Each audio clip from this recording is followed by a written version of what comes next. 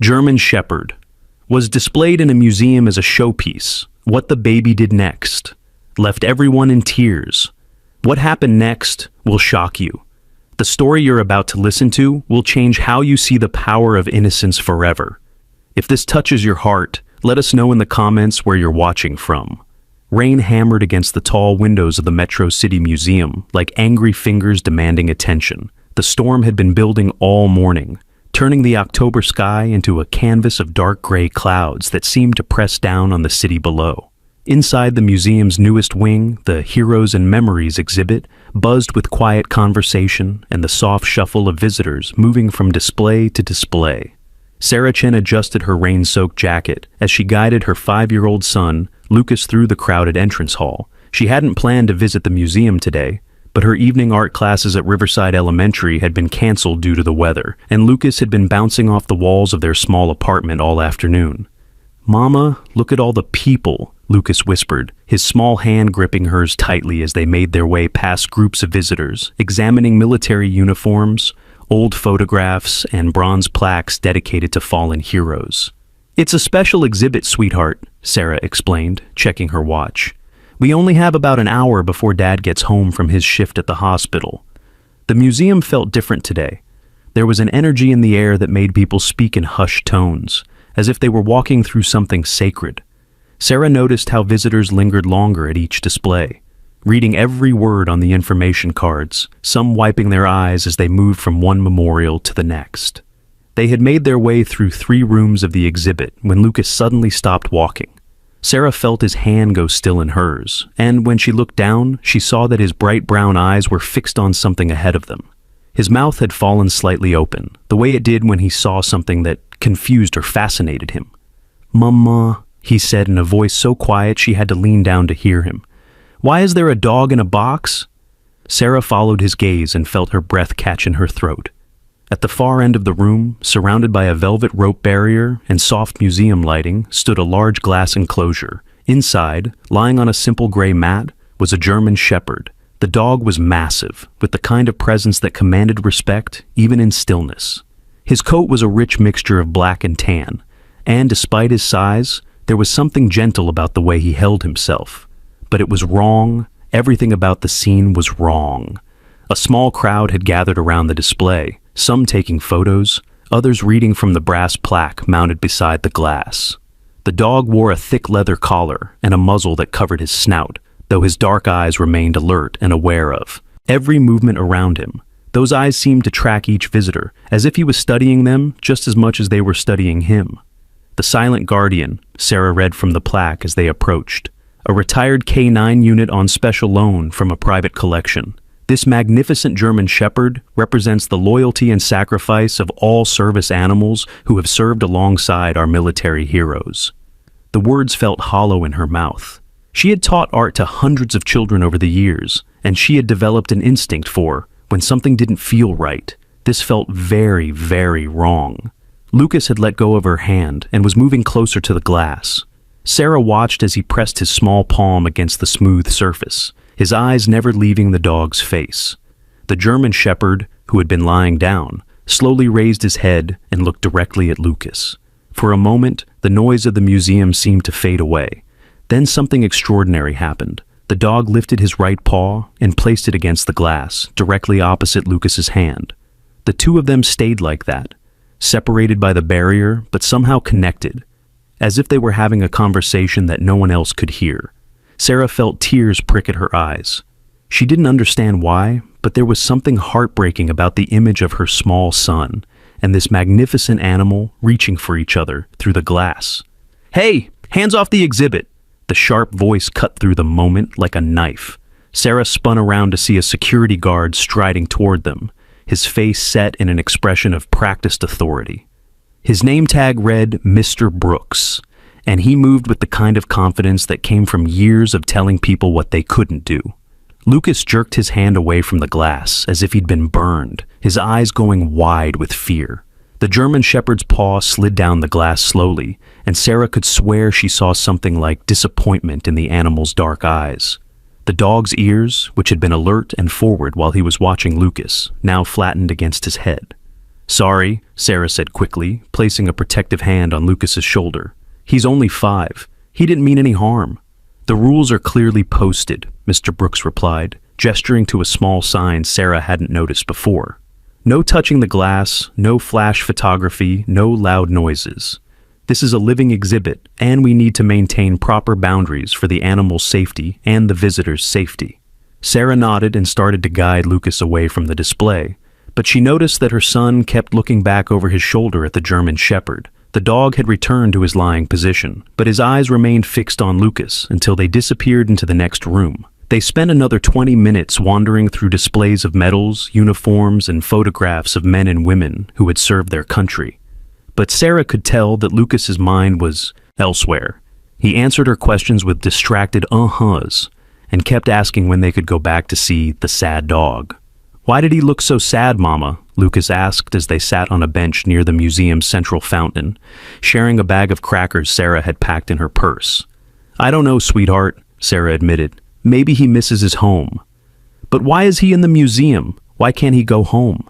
Sarah didn't have an answer for that. She had been wondering the same thing herself. In all her years of visiting museums with school groups and her own family, she had never seen a living animal displayed like an object. It felt wrong on a level she couldn't quite articulate. "Can we go see him again before we leave?" Lucas asked, his small hand finding hers.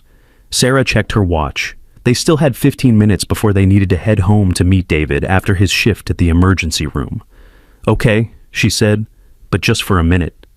When they returned to the room with the glass enclosure, Sarah noticed that the crowd had thinned out. Only a few visitors remained, and the atmosphere felt somehow heavier than before. The German Shepherd was in the same position, lying on his mat, but there was something different about him now. Lucas approached the glass again, but this time he was more cautious. Instead of placing his hand against the barrier, he sat down cross-legged on the floor, his back straight, his eyes level with the dog's. "Hi," he whispered so quietly that Sarah had to strain to hear him. "I'm Lucas. What's your name?" The German Shepherd's ears perked up slightly. Then, to Sarah's amazement, the dog shifted his position, moving from lying down to sitting up, mirroring Lucas's posture. They sat facing each other through the glass, two beings separated by much more than just a physical barrier. That's when Lucas began to hum. It was a simple melody, something he had been making up lately during his bath time, or while playing with his toys. Sarah recognized it immediately. It was his happy song, as he called it, a little tune that seemed to help him when he was worried or scared. The effect on the German Shepherd was immediate and startling. The dog's entire body seemed to relax, and he leaned forward slightly, as if trying to get closer to the sound. His tail, which had been still since they first arrived, began to move in the smallest of wags. But then, something even more extraordinary happened. The German Shepherd slowly lowered his front end, keeping his rear end elevated in what Sarah recognized as a classic playbow. The universal dog signal that meant, "It's safe, let's be friends." "Oh my God," Sarah breathed. She wasn't the only one who had noticed. A woman in a museum staff jacket had appeared at the edge of the room and was watching the interaction with an expression Sarah couldn't quite read. The woman was middle-aged with kind eyes behind wire-rimmed glasses, and she wore a name tag that identified her as Dr. Martinez, curator. Lucas was still humming his little song when Mr. Brooks returned, his heavy footsteps echoing across the marble floor. "I thought I told you to keep the child away from the exhibit," he said, his voice sharp with irritation. "He's not touching anything," Sarah protested, but Mr. Brooks was already moving toward Lucas. "Come on, kid, move along," the security guard said, reaching down to take Lucas by the arm. "Wait." The voice belonged to Dr. Martinez, who had stepped forward from her position by the wall. "Mr. Brooks, please step back." There was an authority in her voice that made the security guard pause, his hand hovering inches from Lucas's shoulder. Dr. Martinez approached slowly, her eyes moving between Lucas, who was still sitting on the floor humming, and the German Shepherd, who remained in his playbow position. When she spoke again, her voice was barely above a whisper.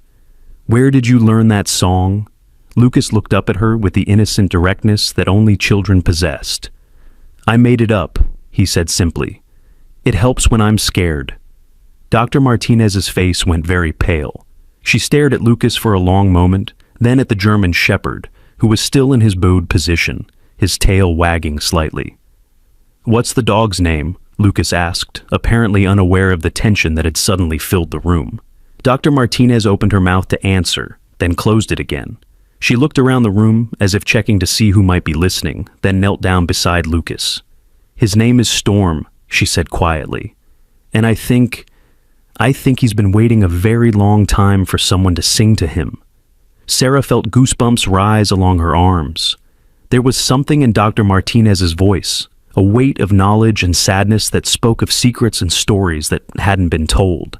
Mr. Brooks cleared his throat impatiently. "Dr. Martinez, we have protocols." "The protocols," Dr. Martinez said, standing up slowly, "may not be as important as what's happening here." She looked down at Lucas, who had returned his attention to Storm, and Sarah could see the conflict playing out across the curator's features. "Whatever was going on here, Doctor." Martinez knew more than she was letting on. "Can I ask you something?" Sarah said, stepping closer to the curator. "As a mother, as someone who works with children every day, this doesn't feel right. A living animal in a display case? How is this legal?" Dr. Martinez glanced around the room again, then moved closer to Sarah, lowering her voice. "That's a very good question, and I'm afraid the answer is more complicated than it should be." Before Sarah could ask what she meant, the lights in the museum flickered, once, twice, then a third time. Over the intercom system, a calm voice announced, "Ladies and gentlemen, due to an unexpected technical issue, the museum will be closing 30 minutes early today. Please make your way to the nearest exit. Thank you for visiting." "Technical issue?" Mr. Brooks muttered, pressing a button on the radio clipped to his belt. "Control, this is Brooks in Gallery 7. What's the nature of the technical issue?" Static answered him. Lucas was still sitting on the floor, but he had stopped humming. Storm had come out of his playbow and was now sitting upright again, but something had changed in the dog's posture. He looked alert, almost anxious, his ears swiveling toward sounds that the humans couldn't hear. "Come on, sweetheart," Sarah said, offering her hand to Lucas. "We need to go." But Lucas didn't move. Instead, he pressed both hands against the glass and looked directly at Storm. "I don't want to leave him alone," he said, and for the first time since they'd been in the museum, Sarah heard tears in her son's voice. "He won't be alone," Sarah said gently. "The museum people will take good care of him." "No," Lucas said, and the certainty in his voice made Sarah pause. He's scared of the dark man." A chill ran down Sarah's spine. "What dark man, honey?" Lucas kept his eyes on Storm, who was now standing and pacing in the small space behind the glass, clearly agitated. "The one who comes when everyone goes home. Storm is scared of him." Dr. Martinez had gone very still. "Lucas," she said carefully, "what makes you think there's a dark man?" Lucas finally looked up at her, his 5-year-old face serious in a way that seemed far too old for his years. "Storm told me," he said simply. The lights flickered again, and this time they stayed off for a full 3 seconds before coming back on. When they did, Sarah noticed that Dr. Martinez's hands were trembling slightly. "We need to go," Mr. Brooks said firmly. "Museum's closing, everyone out." But as Sarah finally managed to coax Lucas to his feet, she heard her son whisper something that made her blood run cold. "Don't worry, Storm. I'll come back for you." The German Shepherd pressed his nose against the glass one last time as they walked away, and Sarah could swear she saw something human in those dark eyes. A plea, a hope, and something that looked terrifyingly like desperation. That night, Sarah couldn't sleep. She kept thinking about Storm's eyes, about the way Dr. Martinez had reacted to Lucas's humming, about the mysterious technical issue that had closed the museum early. David had come home exhausted from his 12-hour shift in the emergency room, and she hadn't had the heart to burden him with her concerns about what they had witnessed. But Lucas couldn't sleep either.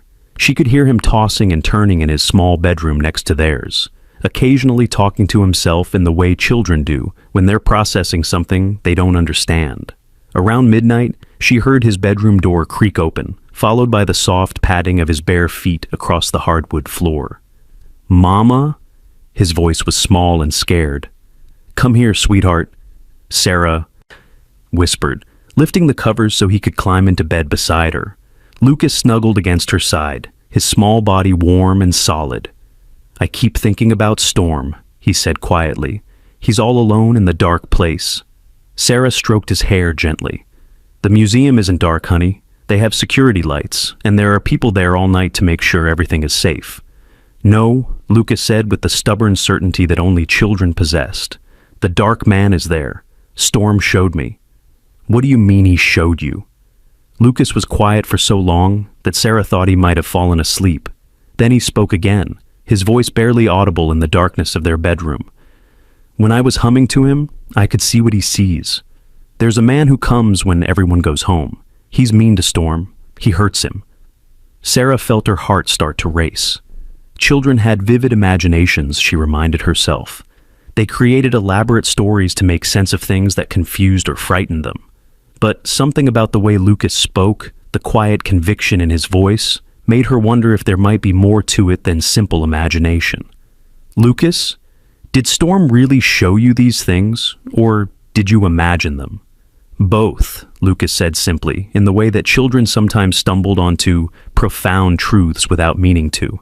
I imagined what he was showing me. The next morning, Sarah dropped Lucas off at kindergarten with a promise that they would go back to the museum that weekend.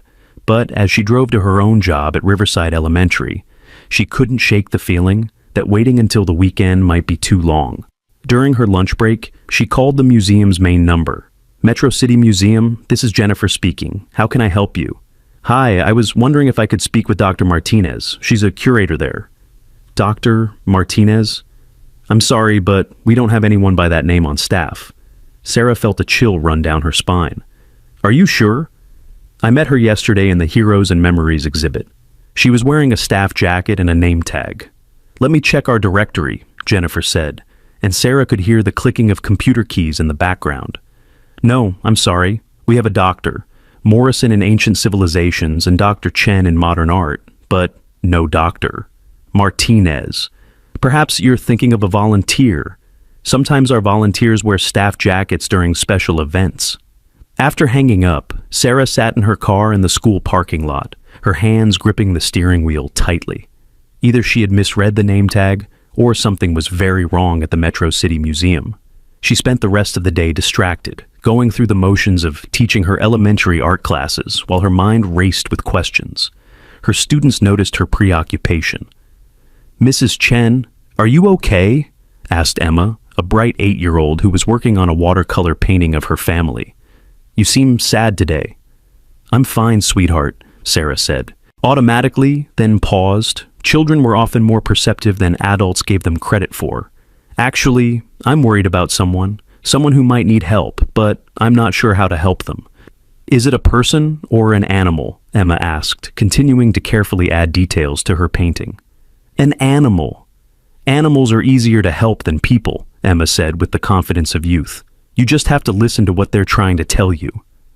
That afternoon, instead of heading straight home after school, Sarah made a detour to the public library. She spent an hour researching everything she could find about living animals and museum displays, animal welfare laws, and the Metro City Museum itself. What she found made her stomach turn. The use of live animals in museum displays was heavily regulated and required extensive permits from both the Department of Agriculture and the American Zoo and Aquarium Association. The animals had to be provided with proper veterinary care, adequate space, environmental enrichment, and regular breaks from public viewing. But more troubling was what she discovered about the museum's recent financial troubles. 6 months ago, the Metro City Museum had been on the verge of bankruptcy. Then suddenly, they had received a massive private donation that not only saved the museum, but funded the elaborate Heroes and Memories exhibit.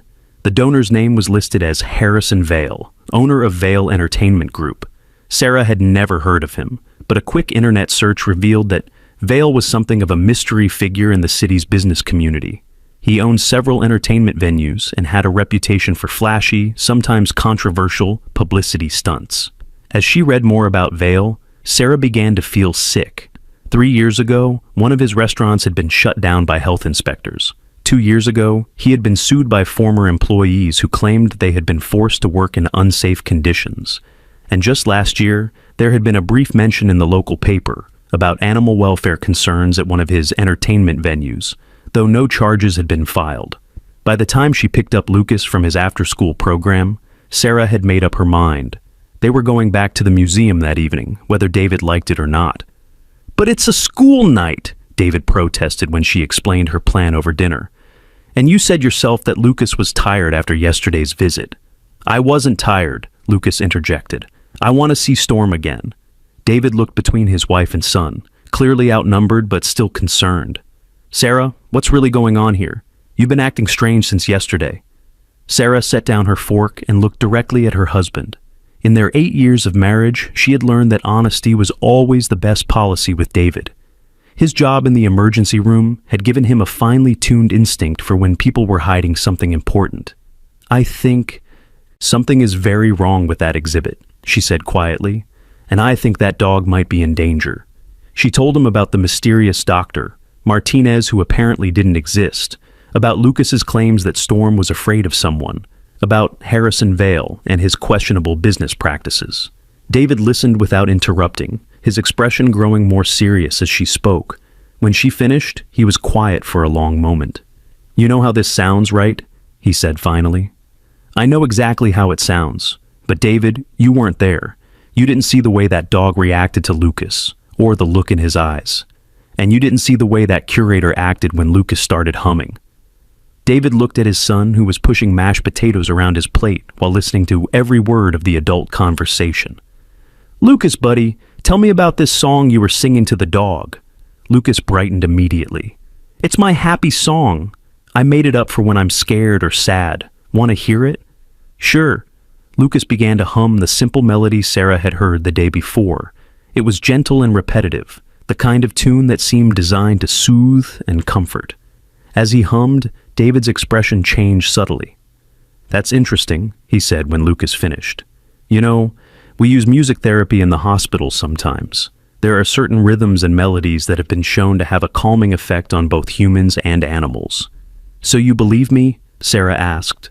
"I believe that our son has a gift for connecting with animals, and I believe that you saw something yesterday that concerned you, whether there's actually anything wrong." He shrugged. "There's only one way to find out." An hour later, they were walking through the museum's entrance hall again. The evening crowd was smaller than the day before, mostly adults and older children. The rain had stopped, but the storm clouds still hung heavy outside, making the interior of the museum feel warm and protected by comparison.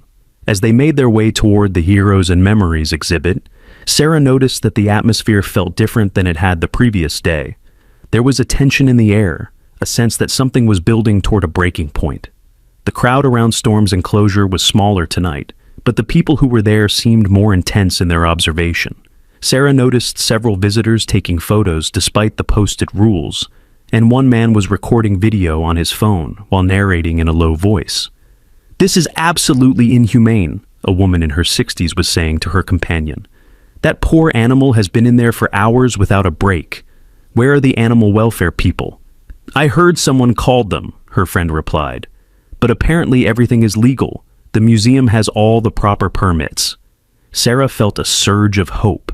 If other people were noticing the same things she had seen, maybe she wasn't overreacting after all.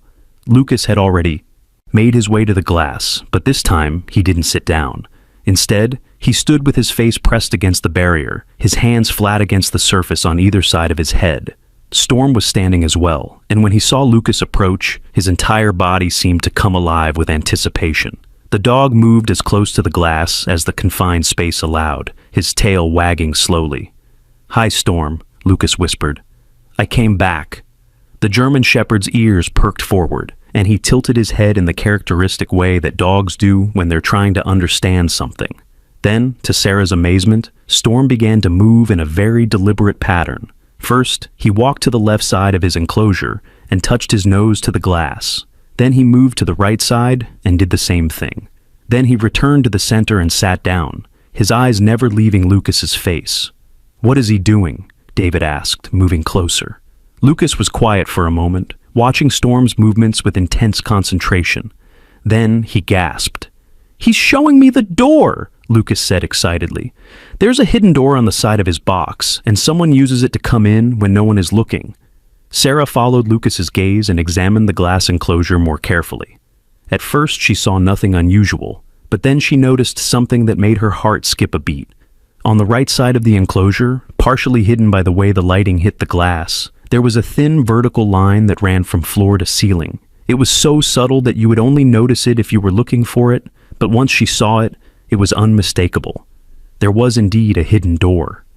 "David," she said quietly, "look at the right side of the enclosure. Do you see that line?"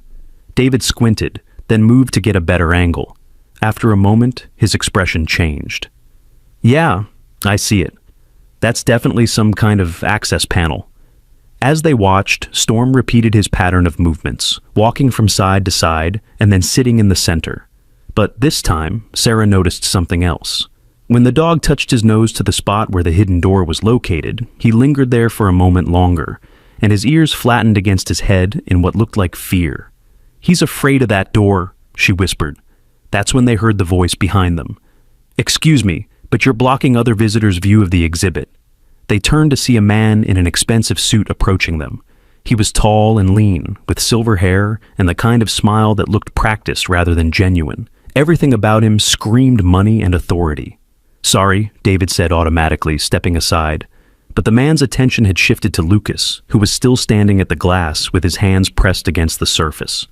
"Cute kid," the man said, but there was something in his voice that made Sarah's protective instincts flare.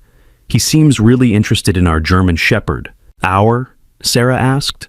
The man extended his hand. "Harrison Vale. I'm the primary sponsor of this exhibit." Sarah felt her blood turn to ice. This was the man she had been researching, the one with the questionable business practices and the history of problems with animal welfare. "It's quite a unique display," David said carefully, not revealing that they knew who Vale was. "Oh, it's more than unique," Vale said, his smile widening. "It's revolutionary. We're pioneering a whole new form of interactive museum experience. People don't just want to look at static displays anymore. They want to feel connected to living history." "Living history?" Sarah couldn't keep the edge out of her voice. "That dog served with distinction in Afghanistan," Vale said smoothly. "He saved countless lives, and now he's helping educate the public about the sacrifices our military heroes make. It's really quite inspiring." Lucas had turned away from the glass and was now looking up at Vale with the direct, unblinking stare that children sometimes use when they encounter adults they instinctively don't trust. "Storm doesn't like you," Lucas said simply.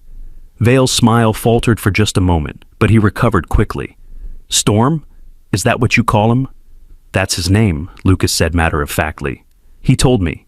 "Children have such wonderful imaginations," Vale said to David and Sarah, but his eyes remained fixed on Lucas. "Of course, the animal's actual designation is K9 Unit 247.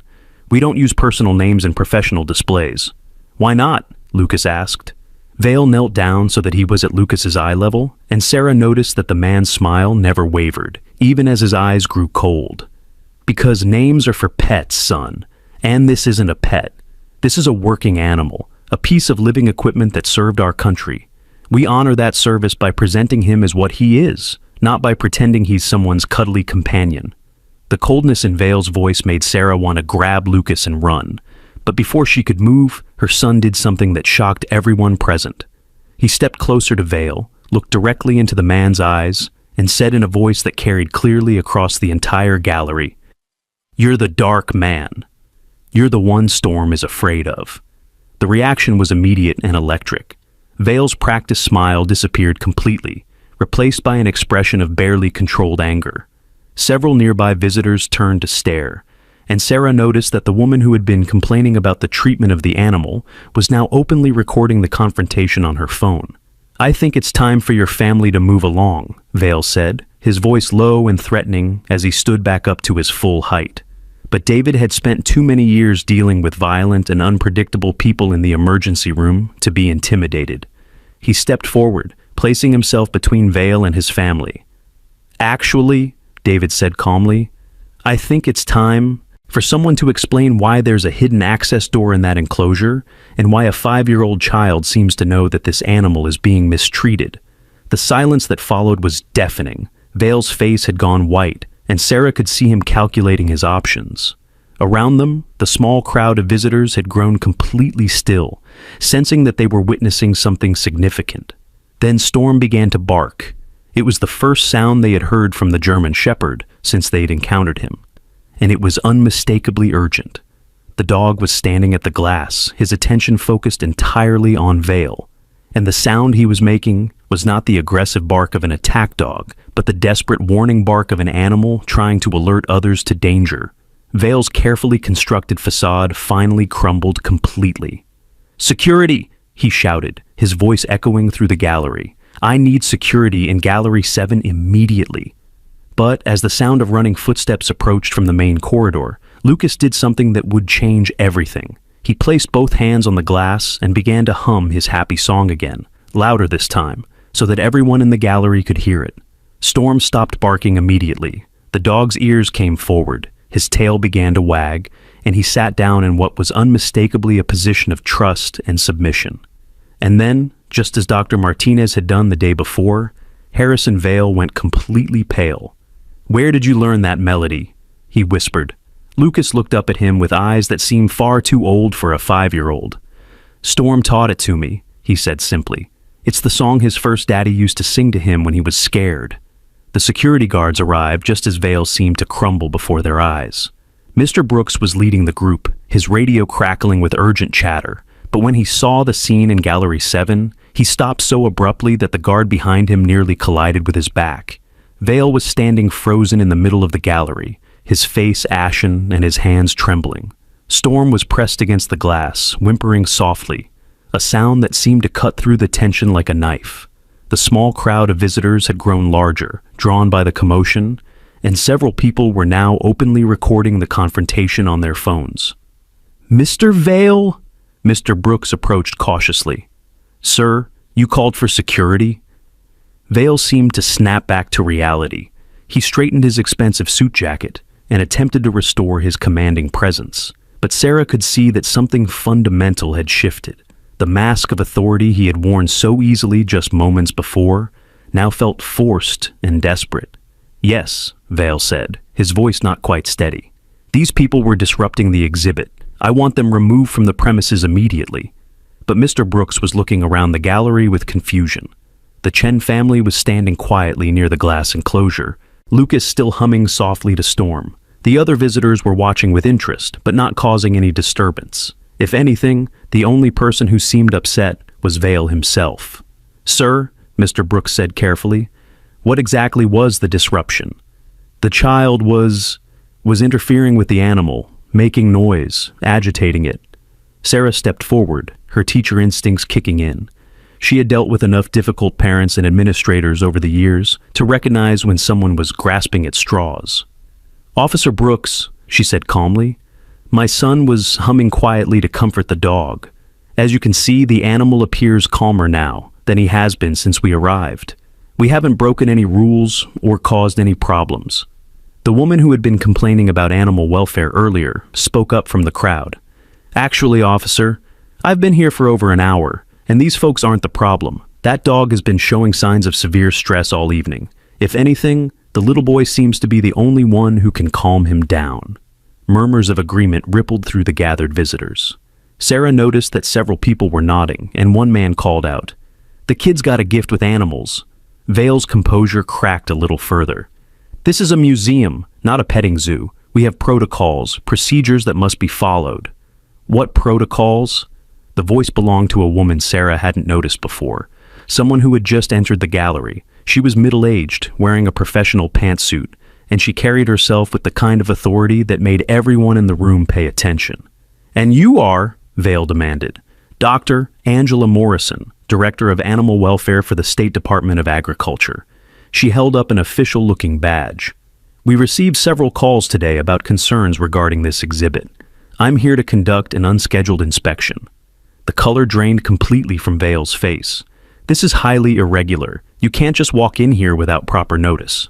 "Actually, Mr. Vale, I can.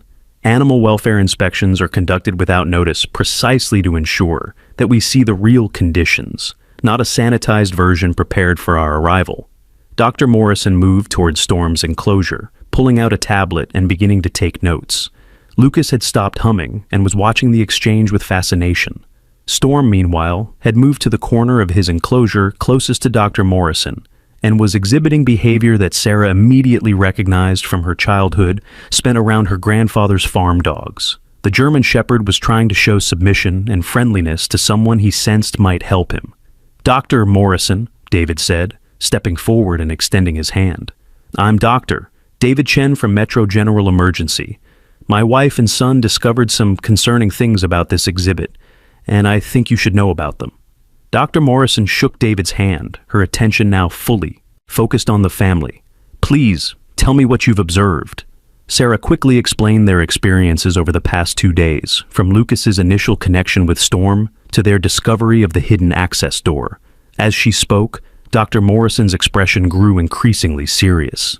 "Mr. Vale, Doctor," Morrison said when Sarah finished, "I'm going to need to see all documentation related to this animal. Veterinary records, housing protocols, feeding schedules, exercise logs, and most importantly, the permits that allow you to display a living animal in this manner."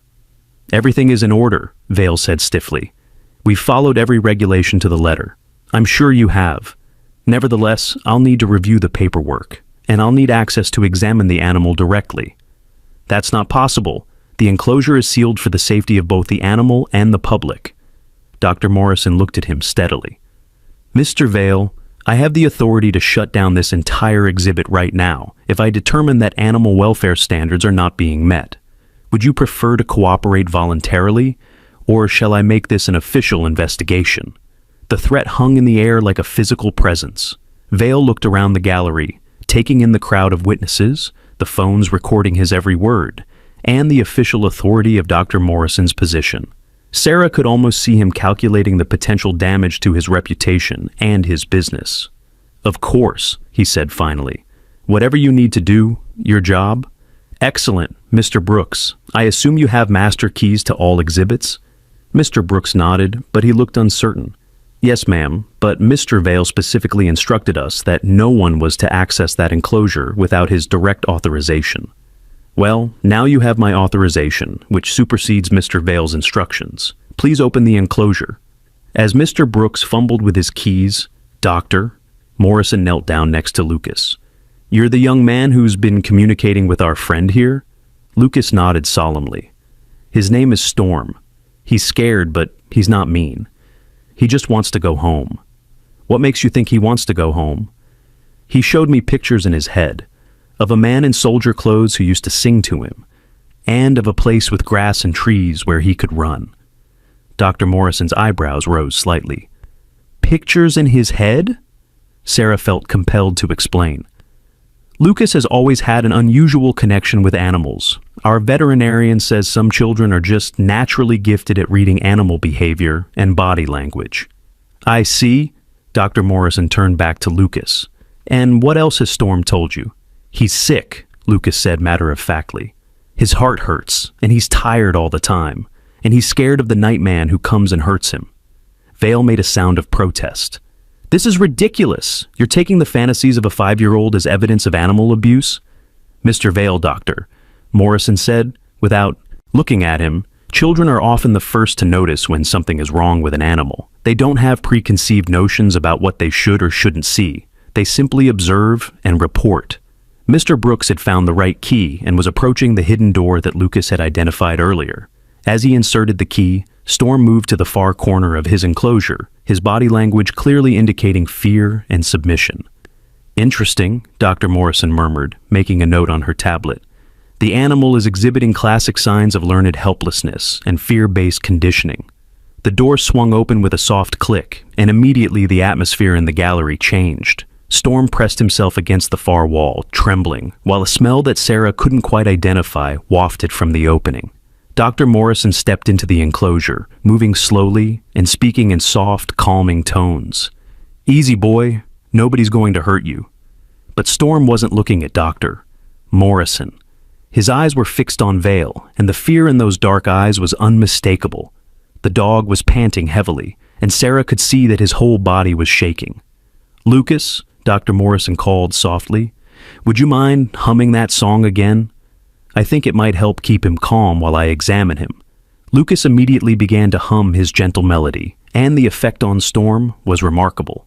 The dog's breathing slowed, his trembling eased, and he gradually moved away from the wall toward the sound of the boy's voice. Dr. Morrison began her examination, running her hands along Storm's body and checking his eyes, ears, and mouth. As she worked, she kept up a steady stream of quiet conversation. Severe muscle atrophy consistent with prolonged confinement, she noted, presumably for her tablet's recording function. Signs of stress-related hair loss, dental problems suggesting inadequate nutrition, and... She paused, her hand stopping at Storm's collar. "Mr. Vale, this collar is far too tight. When was the last time it was adjusted? I'm not personally responsible for the day-to-day care. We have professional handlers. Professional handlers would never allow a collar to be this tight. This animal is suffering from chronic pressure sores around his neck." Dr. Morrison's voice was deadly calm, but Sarah could hear the anger underneath.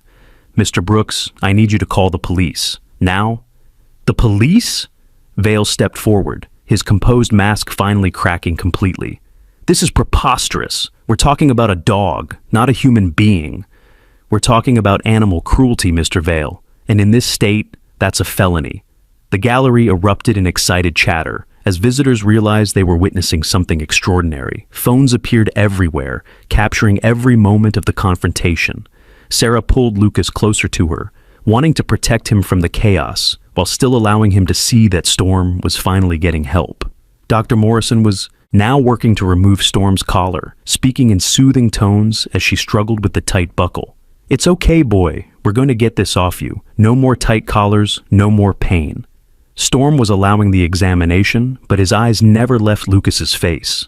The dog seemed to understand that the little boy was somehow responsible for bringing help, and there was a gratitude in his expression that brought tears to Sarah's eyes. "There," Dr. Morrison said as the collar finally came free. "That's better, isn't it?" Storm shook his head vigorously, as if trying to shake off the memory of the tight collar, then took his first full breath in what was probably months. The relief in his posture was immediate and obvious to everyone watching, but as Dr. Morrison examined the collar more closely, her expression changed to one of confusion and then anger.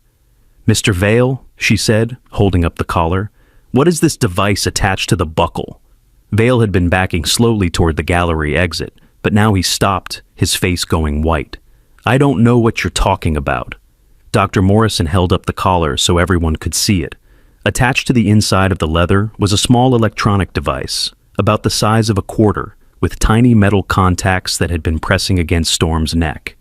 "This," she announced to the gallery, "is a shock collar control unit, and these contacts show signs of recent electrical burns on the animal's skin." The crowd's murmur turned into an angry buzz.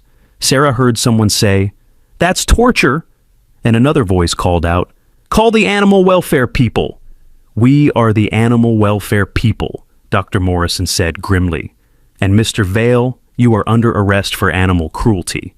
But Vale was no longer there. In the confusion of the crowd's reaction, he had slipped away through the gallery entrance. Mr. Brooks spoke urgently into his radio, but Sarah suspected that Vale had probably had an escape plan prepared for exactly this situation. "Don't worry about him," Dr. Morrison said, noting the concerned expressions around her. "He can run, but he can't hide. We have all the evidence we need right here." She gestured to Storm, who was now standing more freely than he had since they'd first seen him. Lucas had moved closer to the open enclosure, and Storm was straining toward the opening, clearly wanting to reach the boy who had somehow understood his plight and brought help. "Can he come out?" Lucas asked hopefully. Dr. Morrison looked around the gallery, considering. "Normally, I would say no. Protocol would be to transport him immediately to a veterinary facility for a complete examination. But..." She looked at Storm, who was whimpering softly and trying to get closer to Lucas. "This animal has been through tremendous trauma. The last thing he needs right now is more fear and uncertainty." She made a decision that would be talked about for years afterward in animal welfare circles. "Mr. Brooks, I need you to clear this gallery of everyone except this family. Storm needs some quiet time to decompress, and I think Lucas here is the best therapy he could have right now." As the crowd reluctantly dispersed, many still recording on their phones and chattering excitedly about what they had witnessed, Dr. Morrison turned to Sarah and David. "I hope you understand what you've started here," she said. This is going to be a very big story. Animal cruelty cases involving public figures always attract media attention. And the fact that a 5-year-old boy was the one who uncovered the abuse. Well, let's just say you should probably prepare for some publicity. Sarah looked at her husband, seeing her own concerns reflected in his eyes. They were a quiet family who valued their privacy. The idea of being thrust into the public spotlight was intimidating, but then she looked at Lucas, who was now sitting cross-legged just outside Storm's enclosure, humming his gentle song, while the German Shepherd pressed as close to the opening as he could get. For the first time since they had encountered him, Storm's tail was wagging freely, and his eyes were bright with something that looked remarkably like hope. "It doesn't matter," Sarah said finally. "Whatever we have to deal with, it's worth it to see him like this." Dr. Morrison smiled, the first genuine smile Sarah had seen from her since she'd arrived. "You know, in 20 years of animal welfare work, I've seen a lot of abuse cases, but I've never seen anything quite like what happened here tonight. That little boy of yours has a very special gift." Storm was now lying down just inside the enclosure opening, his head resting on his paws, but positioned so that he could see Lucas clearly. The dog's breathing was deeper and more relaxed than it had been all evening, and for the first time, he looked peaceful. "What happens now?" David asked. "Now, we take care of Storm. He'll need extensive veterinary treatment, both for his physical injuries and for the psychological trauma he's endured. We'll also need to investigate how he ended up in Vale's possession in the first place. Service dogs don't just appear in private collections. Someone, somewhere, is missing their partner." Lucas looked up from his position on the floor. "Will Storm be okay?" Dr. Morrison knelt down beside him. "You know what, Lucas? I think Storm is going to be just fine, and I think he has you to thank for that." As if he understood every word, Storm lifted his head and looked directly at Lucas. Then, for the first time since they had met him, the German Shepherd's tail began to thump against the floor in a steady, happy rhythm that sounded like a heartbeat full of hope. 3 hours later, the museum had become the center of a media storm that none of them had anticipated. News vans lined the street outside, their satellite dishes reaching toward the cloudy night sky like mechanical flowers seeking signal instead of sunlight. The story had broken on social media first, as these stories often did in the modern age, with visitors' phone videos spreading across platforms faster than traditional news outlets could respond. Sarah sat in the museum's administrative office, Lucas asleep in her lap, while David paced by the window, watching the circus outside. Dr. Morrison was on her third phone call with various agencies, coordinating Storm's care and the investigation into Vale's activities. "The veterinary team will be here in about 20 minutes, Dr. Morrison announced as she ended her latest call. "We're taking Storm to the emergency animal hospital for a complete examination, but the preliminary assessment is encouraging. Despite everything he's been through, he's a remarkably resilient animal." "Can we visit him?" Lucas had awakened at the sound of voices, his hair sticking up in all directions and his eyes still heavy with sleep. "Lucas," Sarah said gently, "Storm needs to go to the animal hospital so the doctors can make sure he's healthy. We can't just visit whenever we want." "But I promised him I'd come back," Lucas said with the kind of stubborn determination that Sarah recognized all too well. "He's still scared. He needs to know someone cares about him." Dr. Morrison looked thoughtful. "You know, that's not actually a bad idea. Animal therapy programs have shown that familiar faces can help traumatized animals recover more quickly. If Storm has formed a bond with Lucas..." "Are you seriously considering this?" David asked, turning from the window. "We don't know anything about caring for a traumatized military dog. We don't even know if he's safe to be around children." "Actually," Dr. Morrison said, "based on what I observed tonight, I'd say Storm is one of the gentlest animals I've ever encountered. His response to Lucas suggests he's been well-trained and well-socialized. The trauma he's suffered is psychological, not behavioral." Before anyone could respond, there was a commotion in the hallway outside the office. Voices were raised, and Sarah could hear someone demanding to know where the boy and the dog were. Mr. Brooks appeared in the doorway, looking harassed. "Dr. Morrison, there's a man here who says he's from the military. He's asking about the German Shepherd." Behind him stood a figure that commanded immediate respect. The man was in his 50s, with salt and pepper hair, and the kind of bearing that spoke of decades of military service. He wore a simple civilian jacket, but everything about his posture and demeanor screamed soldier. "Colonel James Mitchell, retired," the man introduced himself, stepping into the office. "I apologize for the interruption, but I've been looking for that dog for almost 2 years." The room went completely silent. Dr. Morrison set down her tablet. David stopped pacing, and even Lucas seemed to sense that something important was happening. 2 years? Dr. Morrison asked carefully. Colonel Mitchell nodded grimly. "His name is Storm, and he was the K-9 partner of Sergeant Marcus Rivera. Rivera was killed by an IED in Afghanistan 18 months ago, and Storm disappeared from the military base where he was supposed to be retired. We've been searching for him ever since." Sarah felt tears prick at her eyes. Marcus Rivera. The name that had been on the fake curator's badge yesterday wasn't random at all. Someone had been playing a cruel game with the identity of Storm's fallen handler. "How did you know he was here?" David asked. "The videos started showing up on social media about an hour ago," Mitchell explained. "The moment I saw that dog, I knew it was Storm. I'd recognize him anywhere. Marcus used to send me pictures and videos all the time. Storm was, well, he was more than just a working dog to Marcus. He was family." Lucas had slipped off Sarah's lap and was standing very still, processing this new information with the seriousness that children sometimes brought to weighty matters. "What happened to Storm after Sergeant Rivera died?" Lucas asked quietly. Colonel Mitchell looked down at the boy with surprise, as if he hadn't expected such a direct question from someone so young. "That's a good question, son. Storm should have been retired to a military family or sent to a specialized facility for former service dogs. Instead, he vanished from the base one night. The official report said he had escaped, but..." He shrugged. "Military dogs don't just escape from secure facilities." "Someone stole him," Lucas said with certainty. "That's what we suspected, but we could never prove it until tonight." Dr. Morrison leaned forward. "Colonel, what can you tell us about Storm's training and background? We need to understand what kind of trauma we're dealing with." "Storm was one of the best detection dogs the Army ever produced," Mitchell said, his voice full of pride. "He saved dozens of lives in Afghanistan, maybe hundreds. But more than that, he was Marcus's lifeline.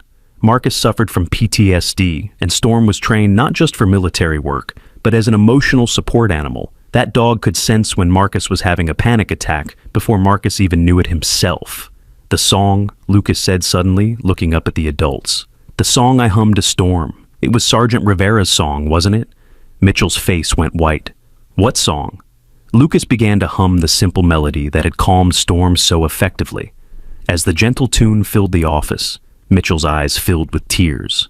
"My God," he whispered, "that's Amazing Grace." Marcus used to hum that to Storm every night before they went to sleep. It was their ritual, their way of staying calm in a war zone.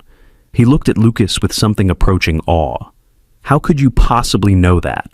"Storm taught it to me," Lucas said simply. "He showed me pictures in his head of his soldier daddy humming it to him." The adults exchanged glances over Lucas's head.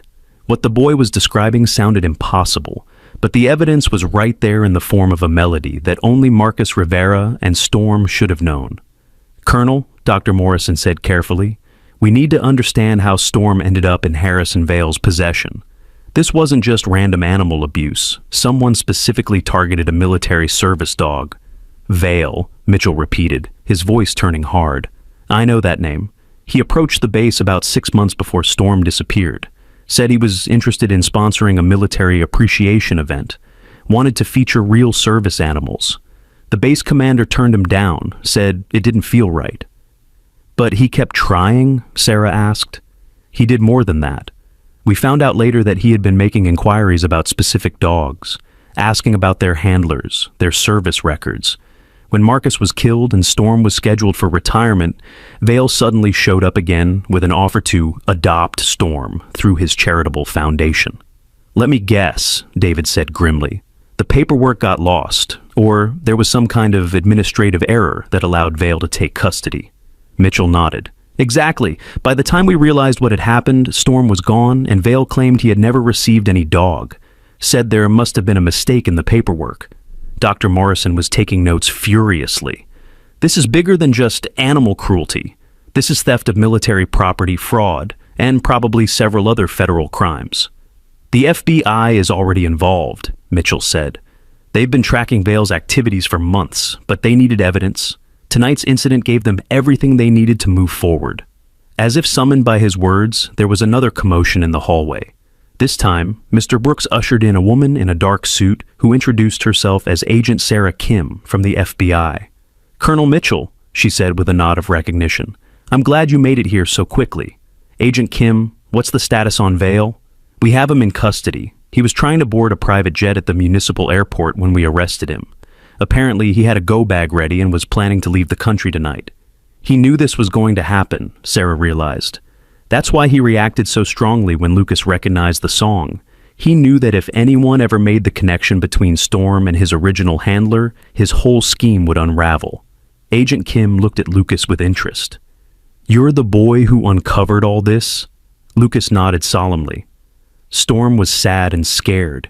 He needed someone to listen to him. "Well, you did more than listen. You helped us catch a very bad man who was hurting animals and stealing from the military." Agent Kim knelt down to Lucas's level. "You should be very proud of yourself." "I just want Storm to be okay," Lucas said. "Can he go home now?" The question hung in the air like a weight. Colonel Mitchell cleared his throat uncomfortably. "Son, that's complicated. Storm's original handler is gone, and finding the right placement for a former military dog takes time. There are protocols, evaluations." "He can stay with us," Lucas said immediately. "He likes our family. We understand each other." Sarah felt her heart skip a beat. She looked at David, seeing her own thoughts reflected in his eyes. They had never owned a dog, let alone a highly trained military animal with trauma and special needs. "Lucas," she said gently, "taking care of Storm would be a big responsibility. He's not like other dogs. He needs special care and training." "I know," Lucas said seriously, "but he's already chosen us. That's how it works with dogs. They choose their families, and then the families choose them back." Dr. Morrison had been quiet during this exchange, but now she spoke up. "Actually, Lucas has a point. Storm has clearly formed a strong attachment to your family, particularly to your son. In cases of trauma recovery, maintaining that bond can be crucial for the animal's well-being." "But we're not qualified," David began. "Qualification can be learned," Colonel Mitchell interrupted. "What matters is commitment and love. And frankly, after watching the videos of tonight's events, I can't think of anyone better suited to help Storm heal." Agent Kim was checking something on her phone. "The media attention is getting intense out there. We're going to need to move Storm soon, before this becomes even more of a circus." "Where are you taking him?" Lucas asked, alarm clear in his voice.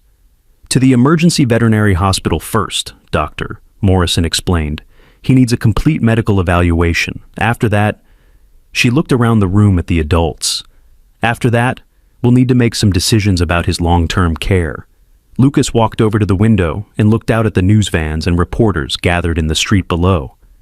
"They're all here because of Storm, aren't they?" "Yes," Sarah said, joining him at the window. "A lot of people care about what happened to him." "Good," Lucas said with satisfaction. "Now, everyone will know that Storm is a hero, not just a thing in a box." Just then, there was a gentle knock on the office door. Mr. Brooks appeared again, but this time he was accompanied by a veterinary team wheeling a large transport crate. "We're ready to transport Storm," one of the veterinarians announced. "Is the family coming with us?" "Can we?" Lucas asked hopefully, looking up at his parents. Sarah looked at David, then at Dr. Morrison and Colonel Mitchell. The responsible thing would be to go home, let the professionals handle Storm's care, and try to return to their normal lives. But nothing about this situation was normal, and Lucas was right about one thing. Storm had chosen them, just as they had somehow chosen him. "Yes," she said finally. "We're coming with you." The journey from the office back to Storm's enclosure felt like a victory parade. Word had spread through the museum that the German Shepherd was being rescued, and staff members lined the hallways to watch as the transport team made their way through the building. When they reached Gallery 7, Storm was exactly where they had left him, lying peacefully in the open doorway of his former prison. But the moment he saw Lucas approaching, his entire demeanor changed. His tail began wagging, his ears perked forward, and he struggled to his feet with obvious excitement. "Hey, Storm," Lucas said softly, approaching the enclosure carefully. "We're going to take you somewhere safe now. Somewhere you can get better. The veterinary team worked efficiently to prepare Storm for transport, but they were clearly amazed by how cooperative he was. Most traumatized animals would have been fearful and resistant to handling by strangers, but Storm seemed to understand that these people were there to help him. He's remarkably trusting for an animal that's been through what he has, one of the veterinarians commented to Dr. Morrison. He's had good training, Colonel Mitchell said proudly. Marcus taught him that not all humans are threats. That training probably saved his life. As they gently guided Storm into the transport crate, Lucas pressed his face against the wire door. I'll see you at the hospital, okay? I promise I won't leave you alone anymore. Storm touched his nose to the wire, as close to Lucas as he could get, and let out a soft whine that somehow managed to sound like both goodbye and thank you. The procession from the museum to the waiting ambulance was surreal. Reporters shouted questions, cameras flashed, and the crowd of onlookers had grown to include dozens of people who had simply heard about what was happening and wanted to be part of it. But through it all, Lucas walked beside Storm's transport crate, humming the gentle melody that had started everything, his small hand pressed against the wire door, where Storm could see it. As they loaded the crate into the ambulance, Sarah realized that their lives had just changed forever.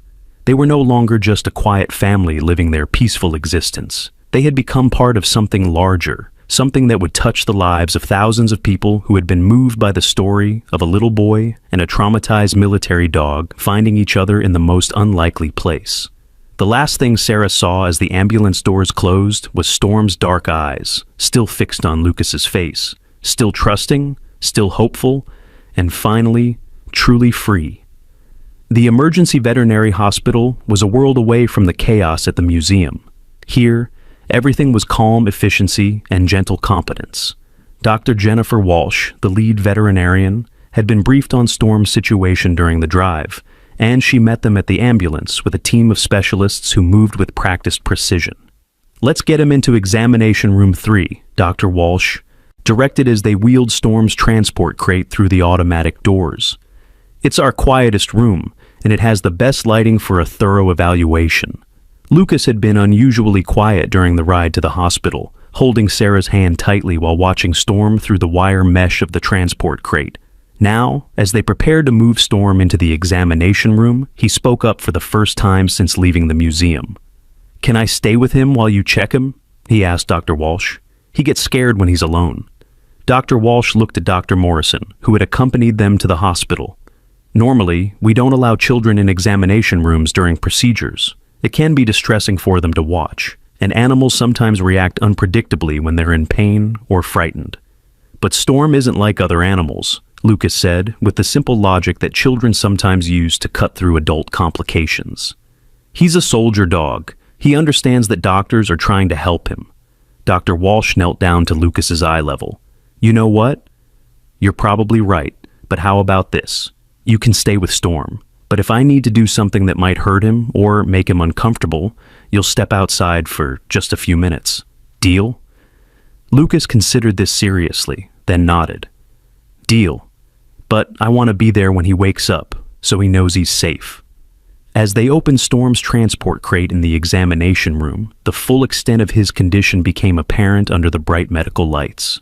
The German Shepherd emerged slowly, moving with the careful deliberation of an animal that had learned to expect pain with every movement. His magnificent coat, which should have been thick and lustrous, was patchy and dull. His ribs were clearly visible beneath the skin, and the pressure sores around his neck from the too tight collar were angry and inflamed. But perhaps most heartbreaking was the way he moved, with his head down and his tail tucked, as if he was perpetually bracing for punishment.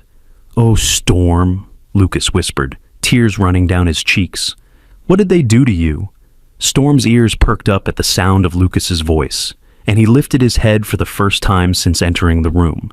Despite his obvious pain and exhaustion, his tail gave a tentative wag when he saw the boy. Dr. Walsh began her examination with the kind of gentle thoroughness that spoke of years of experience with traumatized animals. As she worked, she kept up a steady stream of commentary, explaining to Lucas what she was doing and what she was finding. "His heart rate is elevated, which is consistent with chronic stress," she said as she listened with her stethoscope. "But the rhythm is strong and regular, which is good news. His breathing is a little shallow, probably because he's learned to stay as still and quiet as possible. Is that why he was so quiet in the museum? Lucas asked. Probably. Animals that have been punished for making noise learn to suppress their natural vocalizations. It's a survival mechanism, but it can make it harder for us to know when they're in pain or distress. Dr. Walsh continued her examination, checking Storm's eyes, ears, and mouth, palpating his abdomen, and carefully examining the wounds on his neck. Through it all, Storm remained perfectly still, allowing the examination without protest, but never relaxing. The good news, Doctor, Walsh announced as she finished her initial assessment, is that despite everything he's been through, Storm is fundamentally healthy. He's malnourished and dehydrated, and he has some infected wounds that will need treatment, but there's no evidence of permanent physical damage. What about his heart? Lucas asked, remembering what he had somehow known about Storm's condition. He told me his heart hurts. Dr. Walsh looked surprised. That's actually very perceptive. Storm does have some irregular heartbeats that are consistent with chronic stress, but it's not life-threatening. With proper care and a reduction in stress levels, his heart should return to normal. Sarah felt a wave of relief wash over her. So, he's going to be okay? Physically, yes. Emotionally. Dr. Walsh hesitated. That's going to take longer. Storm has been through severe psychological trauma. He's going to need time, patience, and a lot of love to learn how to trust again. He already trusts us, Lucas said confidently. He chose us to be his family. Dr. Walsh smiled. You know, Lucas, I think you might be right about that. The way Storm responds to you is really remarkable. In my experience, traumatized animals don't usually form attachments this quickly, unless they sense something very special about a person. As if to prove her point, Storm had gradually moved closer to Lucas during the examination, and now he was leaning against the boy's legs, seeking comfort and reassurance. Can we take him home tonight? Lucas asked hopefully.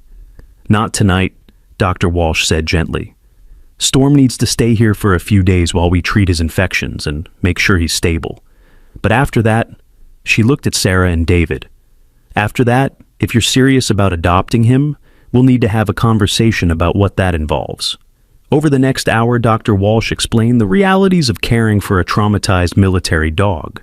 Storm would need a special diet to help him regain weight, medication for his infections, and most importantly, a carefully structured environment that would help him feel safe while he healed emotionally. He'll probably have nightmares, Dr. Walsh warned. Many animals with PTSD experience sleep disturbances. He might be afraid of loud noises, sudden movements, or being left alone for extended periods. He'll need consistency, patience, and probably some form of behavioral therapy. We can do that, Sarah said without hesitation, surprising herself with her certainty. Whatever he needs. David looked at his wife with amazement. Sarah, we've never even owned a goldfish. Are we really equipped to handle this? Are any of us ever really equipped for the things that matter most? She replied. We'll learn, we'll get help, we'll figure it out as we go. Colonel Mitchell, who had been quietly observing from the corner of the examination room, spoke up. If you're serious about this, I can help. I know trainers who specialize in working with retired military dogs, and there's a whole network of families who have been through similar situations. You won't be doing this alone. Lucas had been listening to the adult conversation while continuing to pet Storm gently. Now he looked up at Colonel Mitchell with curiosity. Did you know Sergeant Rivera? He asked. Mitchell's expression softened. I did. Marcus was a good soldier and a good man. He would have been proud to see how Storm chose you, Lucas. What was he like? Marcus? He was a lot like you, actually. He had a gift for understanding animals, and he could calm Storm down when nothing else worked. He used to say that Storm was the bravest dog in the army, but that he had a gentle heart underneath all that training. Lucas considered this. Storm is still brave. It was brave of him to tell me he needed help, even when he was scared. The simple wisdom of the observation struck everyone in the room. Here was a 5-year-old boy who somehow understood something that many adults missed, that asking for help when you're suffering is one of the bravest things anyone can do. Dr. Walsh finished setting up Storm's treatment plan and showed them to a quiet recovery room where Storm would spend the night. The room was designed for animals recovering from trauma, with soft lighting, comfortable bedding, and soundproofing to minimize stress-inducing noises. As they prepared to leave, Lucas knelt down beside Storm's bed and took the dog's face gently in his small hands. "I have to go home now," he said quietly, "but I'll be back tomorrow, I promise. And then, we're going to take you to our house, where you'll have your own bed and your own toys, and nobody will ever hurt you again." Storm looked directly into Lucas's eyes, and for a moment, the connection between them was so strong that everyone else in the room felt like they were witnessing something sacred. Then Storm did something that brought tears to every adult eye present. He lifted his paw and placed it gently on Lucas's chest, right over his heart. "He's saying thank you," Lucas said with absolute certainty. "And he's saying that he loves us too." The drive home was quiet, each member of the Chen family lost in their own thoughts about the extraordinary events of the evening. It wasn't until they were pulling into their driveway that the reality of what they had committed to really hit Sarah. "David," she said as they sat in the car outside their small house, "what have we done?" "I think," David said slowly, "we've just become part of something bigger than ourselves." Lucas had fallen asleep in the back seat during the drive, exhausted by the emotional intensity of the day. As David carried him into the house, the boy stirred and mumbled something that made both parents stop in their tracks. "Storm's coming home," he said sleepily. "Tomorrow we start being his family." That night, Sarah lay awake long after David had fallen asleep, thinking about the changes that were coming to their lives. They would need to dog-proof the house, learn about canine nutrition and medical care, and somehow find room in their budget for the expenses that came with caring for a special needs animal. But more than that, they were about to become public figures whether they wanted to or not. The story of Lucas and Storm was already spreading across social media, and Sarah had no doubt that reporters would be calling within hours. Around midnight, her phone buzzed with a text from an unknown number. For a moment, she worried that it might be a reporter who had somehow gotten her personal information. But when she read the message, she realized it was from Dr. Walsh at the veterinary hospital. "Storm is resting comfortably. He ate a little dinner and took his medication without any problems. But the remarkable thing is that he keeps looking toward the door, as if he's waiting for someone. I think he's waiting for Lucas." Sarah smiled in the darkness of her bedroom. Storm was waiting for Lucas, just as Lucas was undoubtedly dreaming about Storm. The bond between them was already stronger than anything she had ever witnessed. The next morning brought the media circus that Sarah had been expecting. Their front yard was filled with news vans, and reporters were stationed outside the veterinary hospital as well. The story had gone viral overnight, with videos of Lucas humming to Storm being shared millions of times across various platforms. But what surprised Sarah was the nature of the public response. Instead of the sensationalism she had feared, the coverage was overwhelmingly positive. People were calling Lucas a hero, praising the family for their compassion, and demanding justice for Storm and other animals that might be suffering in similar situations. The hashtag #StormComeHome was trending on social media, and people from around the world were sharing their own stories of rescue animals and the healing power of the human-animal bond. "Look at this," David said, showing Sarah his phone over breakfast.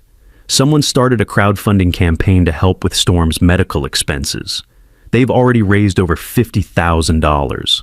Lucas, who was picking at his cereal while obviously thinking about Storm, looked up with interest. "Does that mean we can afford to keep him?" "It means," Sarah said, reaching over to smooth his hair, "that there are a lot of people in the world who care about Storm almost as much as we do." At 10 o'clock, they returned to the veterinary hospital, this time accompanied by a police escort to help them navigate through the crowd of reporters and well-wishers who had gathered outside. Dr. Walsh met them at a side entrance, her face bright with good news. "Storm had a much better night than I expected," she reported as they made their way through the hospital corridors. "He slept for 6 straight hours, which is remarkable for an animal in his condition. And this morning, he actually wagged his tail when one of the technicians brought him breakfast." "Can we see him?" Lucas asked eagerly. "Of course. But I should warn you, he's been watching the door since about 7 this morning. I think he's been waiting for you." When they entered Storm's recovery room, the transformation was immediately obvious. The German Shepherd was sitting up in his bed, alert and attentive, and the moment he saw Lucas, his entire body began to wiggle with excitement. "Storm!" Lucas rushed to the dog's side, and Storm began covering his face with gentle kisses, his tail wagging so hard that his entire back end was moving. It was the first time any of them had seen Storm truly happy, and the sight brought tears to everyone's eyes. "Look at him," Dr. Walsh said wonderfully. "Yesterday he could barely lift his head, and today he's acting like a completely different animal." Colonel Mitchell had arrived shortly after them, carrying a large duffel bag that he set down beside Storm's bed. "I brought some of Marcus's things," he said quietly. "I thought Storm might like to have them." He opened the bag to reveal a collection of items that told the story of a soldier and his dog: a worn leather leash, a faded red ball, a military-issue dog bowl with "Storm" stenciled on the side, and most poignantly, a small stuffed animal that looked like it had been loved to pieces. Storm's reaction to seeing these familiar objects was immediate and overwhelming. He pressed his nose against each item, inhaling deeply, and then grabbed the stuffed animal and held it close to his chest, whimpering softly. "That's Mr. Bear," Colonel Mitchell explained, his voice thick with emotion. "Marcus bought it for Storm when he was just a puppy. Storm carried it with him through 3 deployments." Lucas reached out and gently stroked Storm's head as the dog clutched his beloved toy. "It's okay, Storm. Mr. Bear is here now. You're not alone anymore." Dr. Walsh cleared her throat. "If you're ready to hear it, I have good news. Storm's blood work came back clean. His infections are responding well to treatment, and his overall condition is much better than I hoped. If everything continues to improve, you can take him home tomorrow." "Tomorrow?" Lucas's face lit up like Christmas morning. "Really?" "Really, but," Dr. Walsh held up a cautionary hand, "there are going to be conditions. Storm will need to take medication for the next 2 weeks, and he'll need to come back for regular checkups. More importantly, he's going to need time to adjust to his new environment. You'll need to be patient with him." "We will," Lucas said solemnly. "We'll be the best family Storm ever had. Well, except for Sergeant Rivera, but we'll be the best family he has now." As they prepared to leave the hospital, Storm seemed to understand that something important was happening. He watched intently as Dr. Walsh gave Sarah detailed instructions about his care, and when Lucas leaned down to say goodbye, Storm placed his paw on the boy's hand in what had become their special gesture. "Tomorrow," Lucas promised. "Tomorrow you come home with us forever." Storm's tail thumped against his bed in what could only be described as pure joy. After 2 years of suffering and uncertainty, he finally had a family again. And this time, Lucas seemed to be saying with his promise, no one would ever take that away from him. The next morning arrived with a mixture of excitement and nervous anticipation that filled the Chen household like electricity in the air. Lucas had been awake since dawn, checking and rechecking the preparations they had made for Storm's arrival. David had spent the previous evening installing baby gates to create safe spaces throughout the house, while Sarah had researched everything she could find about caring for traumatized rescue dogs. "Mama, do you think Storm will like his bed?" Lucas asked for the 10th time, straightening the thick blue cushion they had placed in the living room corner. Next to it sat a new water bowl, a collection of gentle toys, and Mr. Bear, which Colonel Mitchell had insisted Storm should have from the very beginning of his new life. "I think Storm will just be happy to be here with us," Sarah replied, though she was feeling her own butterflies about bringing home such a special needs animal. The responsibility felt enormous, but every time she thought about Storm's trusting eyes and the way he had reached out to Lucas, she knew they were doing the right thing. Dr. Walsh had called early to confirm that Storm had eaten breakfast eagerly and was showing continued signs of improvement. "He seems to know something special is happening today," she had reported. "He's been sitting by the door since sunrise, and every time someone walks by, he perks up like he's expecting his family." The drive to the veterinary hospital was different this time. Instead of the chaotic media presence of the previous days, there was a sense of quiet celebration. The story had evolved from breaking news to heartwarming conclusion, and while there were still a few reporters present, they maintained a respectful distance as the Chen family made their way into the building. Dr. Walsh met them in the lobby with the biggest smile Sarah had seen from her yet. "He's ready," she announced simply. "Storm woke up this morning like a completely different dog. He's been pacing with excitement, and when I mentioned that his family was coming, I swear he understood every word." They found Storm in his recovery room, but he wasn't resting on his bed, as he had been during their previous visits. Instead, he was standing at the door, alert and clearly waiting. The moment he saw Lucas, his entire body began to vibrate with contained excitement, his tail wagging so hard that he could barely keep his balance. "Hi, Storm," Lucas said softly, approaching slowly as Dr. Walsh had taught him. "Are you ready to come home?" Storm's response was immediate and overwhelming. He began making soft, whimpering sounds of joy, pressing his body against Lucas and covering the boy's face with gentle kisses. The greeting was so enthusiastic that Lucas started giggling, which only made Storm more excited. "He remembers," Colonel Mitchell said, having arrived to witness this moment. "He remembers what it feels like to have a family." Dr. Walsh handed Sarah a detailed care package that included Storm's medications, dietary instructions, and emergency contact information. "Remember," she said, "the first few weeks are going to be an adjustment period for everyone. Storm may have setbacks, moments where the trauma surfaces, but don't be discouraged. Healing isn't always linear." "What should we watch for?" David asked, accepting the packet of information. "Sleep disturbances are common. He might have nightmares or be afraid to sleep alone initially. Some dogs develop separation anxiety and panic when their new family leaves, even for short periods. Loud noises might trigger fear responses, and he might be startled by sudden movements until he fully trusts his environment." Lucas was listening intently to this conversation while keeping one hand on Storm's head. "What if he gets scared during the night?" "Then you comfort him, just like you've been doing," Dr. Walsh replied. "Your voice and presence are already his safe space, Lucas. That's something that can't be taught or forced. It's just the special connection you two have." The journey home was surreal for Storm. He sat in the back seat next to Lucas, looking out the windows with an expression of wonder, as if he couldn't quite believe that he was really leaving the sterile environment of medical care for something that looked like freedom. Every few minutes, he would turn to look at Lucas, as if confirming that the boy was still there, that this wasn't just another dream. "Look, Storm," Lucas said as they turned onto their street. "See that blue house with the white fence? That's our house. That's your house now." Storm's ears perked forward, and he pressed his nose against the window, studying his new neighborhood with intense curiosity. When David pulled into their driveway, Storm began to whine softly, not from distress, but from what seemed like anticipation. The first steps into the house were tentative. Storm followed Lucas through the front door, but then stopped just inside the threshold, overwhelmed by the newness of everything. His military training was evident in the way he systematically scanned the room, identifying exits and potential threats, his body tense with readiness. "It's okay," Lucas said softly, sitting down on the floor right inside the doorway. "This is our house. It's safe here. Nobody will hurt you here." Storm approached slowly, sniffing everything, the furniture, the walls, the carpet, building a mental map of his new territory. When he reached the corner where they had set up his bed, he stopped and stared for a long moment, as if he couldn't quite believe that this space was meant for him. "That's your bed," Lucas explained, settling down beside it. "And this is your water bowl, and these are your toys. Everything here is yours now." Storm sniffed each item carefully, then looked at Lucas with an expression that seemed to ask, "Really? All of this is mine?" "Really," Lucas said, understanding the unspoken question. "This is your family now, and this is your home."